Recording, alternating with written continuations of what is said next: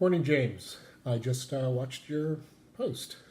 Good idea about regarding the albums that Tony Visconti has produced.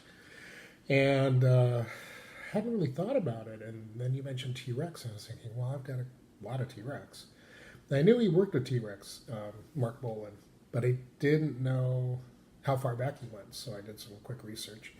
And a couple of original T Rex LPs that I have were produced by Tony Visconti. So very quickly, I thought I'd show these. Which one first? This one. Very first T-Rex LP. I've got to read it to make sure I get the words correctly.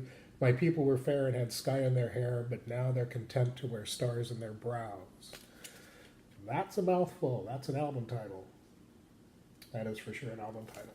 So I picked up this and the other one I'm going to show at the same time. It has all the good bits and pieces, nice glossy cover, flip back.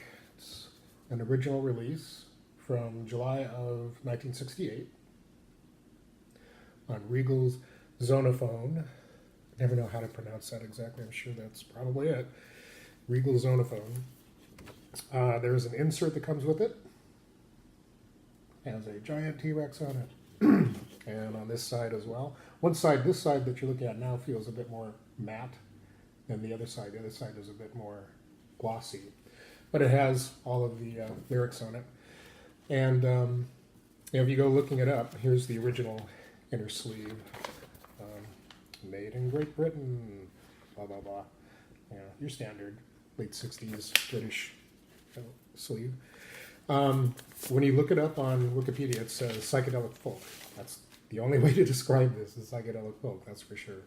So, and I haven't listened to it in a while. I even have the CD on like a deluxe edition and with extra tracks. Over the years, there have been so many releases of extra tracks from T-Rex albums and Mark Bolan music.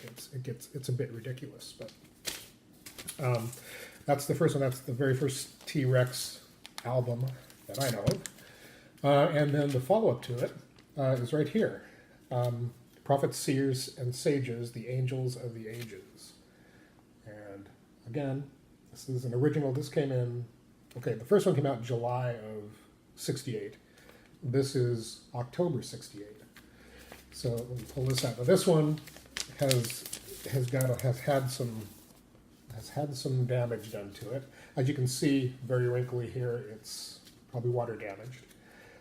This album follows right up from the other one. Again, psychedelic folk, and it is heavy duty on that.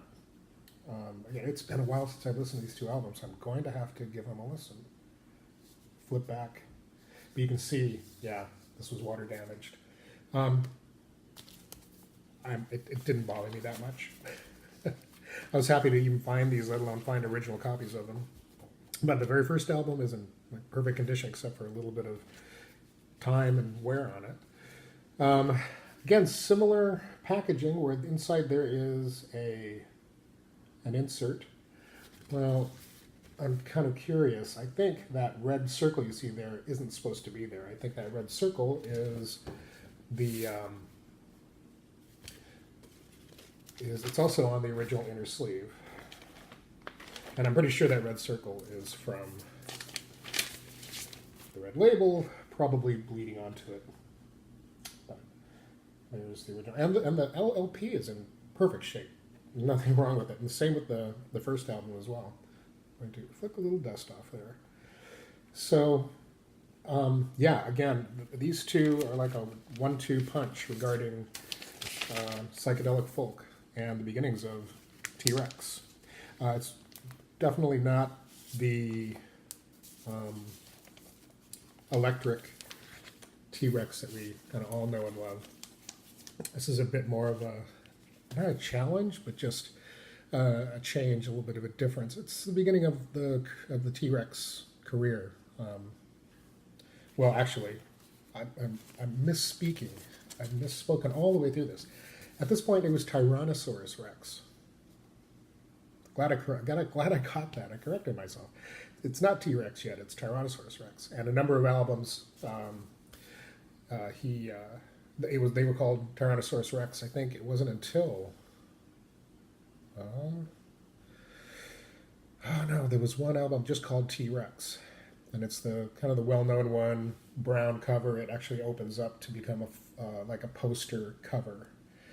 It has Children of Rarn and Ride a White Swan. That was actually released as a single, wasn't necessarily on the album. I didn't check to see if Tony Visconti produced that one. But the next album after Prophets, he was Unicorn, and Tony Visconti did produce that. I used to have Unicorn on vinyl, but I don't anymore. Anyway, that's the beginning of the Tyrannosaurus Rex, T-Rex, Tony Visconti legacy. Thanks for coming up with this thread idea. It was kind of neat, and I look forward to seeing everybody's responses.